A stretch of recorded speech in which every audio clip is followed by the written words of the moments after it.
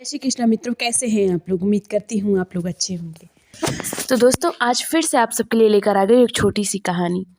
ये कहानी आपको सिखाएगी कि अगर आप अच्छी संगत करते हैं और सम्मानित और अच्छे ईमानदार व्यक्ति के साथ रहते हैं तो उसका प्रभाव सामाजिक रूप से भी पड़ता है, आपका व्यक्तित्व तो अच्छा होता ही है।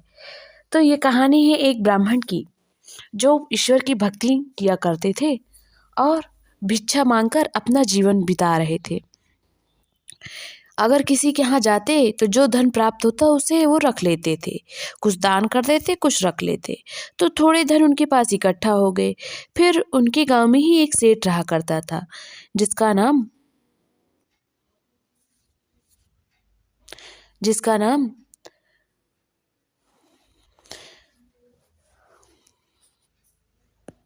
उसका नाम विष्णु दयाल था। विष्णु दयाल जो उसका नाम ही था, बाकी वो अपने नाम के विपरीत था। वो एक नंबर का लालची और कंजूस सेठ था। लेकिन ब्राह्मण को इस बात का पता नहीं था। उन्हें यात्रा पे जाना था तो उन्होंने अपने पैसे उसके पास जमा कर दिए और वो चले गए। जब वो वापस आए तो उन्होंने उनसे अपने सेठ से पैसे मांगे। तुरंत विष्णु दयाल ने मना कर दिया कि आपने मुझे कब पैसे दिए। वैसे भी मुझे तो ऐसा कुछ नहीं याद है। तो ब्राह्मण ने कहा, तुम ऐसा नहीं कर सकते, मैं राजा से इसकी शिकायत करूंगा। उसने कहा, चाहिए कर दीजिए। ब्राह्मण राजा के पास गए, लेकिन उनके पास कोई प्रमाण नहीं था जिससे वो सेठ को कोई दंड नहीं मिला। सेठ ने कहा, कौन मानेगा कि एक ब्राह्मण के पास कुछ पैसे भी थे जो खुद भिक्षा मांगकर जीवन गुजार रहा है। ब्राह्मण बहुत ही निराश हो गए और दरबार से जाने लगे। राजा को ब्राह्मण की बात पर भरोसा था, लेकिन वो कुछ कर नहीं पा रहे थे। फिर उन्होंने ब्राह्मण को रोका और उन्हें एक युक्ति सोची जिससे सेठ बिना कुछ कहे ही उनके ब्राह्मण के रुपए वापस कर दे।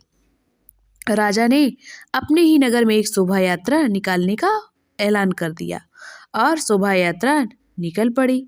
शोभा यात्रा जब सेठ के मकान की तरफ से जाने लगी, जो विष्णु दयाल जिसने ब्राह्मण के पैसे रख लिए थे, तब राजा ने ब्राह्मण को गुरुदेव कहते हुए अपने पास बिठाया।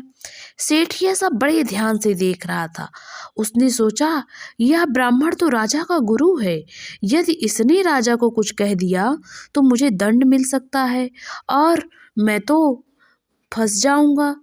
वो बहुत डर गया। इससे बचने के लिए उसने ब्राह्मण के यहाँ रात में जाकर उनके पैसे वापस कर दिए और उनसे क्षमा याचना भी की कि वो राजा से कुछ ना कहे, नहीं तो उसे दंड मिलेगा।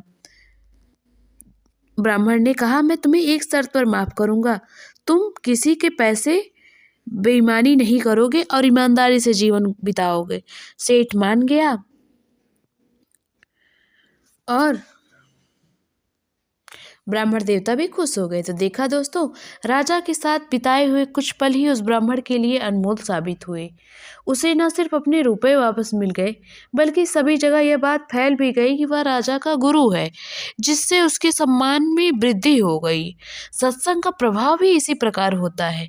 जैसे ही व्यक्ति साधु संतों के सत्संग में जाता है, उसके पुण्य उदय हो जाता है। जिन आध्यात्मिक उपलब्धियों को कर्म द्वारा नहीं पाया जा सकता, वो उपलब्धियां संतों के दर्शन मात्र से प्राप्त हो जाती हैं। प्रभावशाली व्यक्तियों का साथ प्राप्त होना सौभाग्य है। उनके साथ बिताया हुआ एक एक क्षण भी व्यक्ति के प्रभाव क्षेत्र का आकार बढ़ाता है। तो राजा भी अपनी प्रजा के साथ न्याय कर पाया। अगर वो ब्राह्मण देवता के साथ न्याय नहीं कर पाते तो उनके राजा होने पर भी उन्हें दुख होता।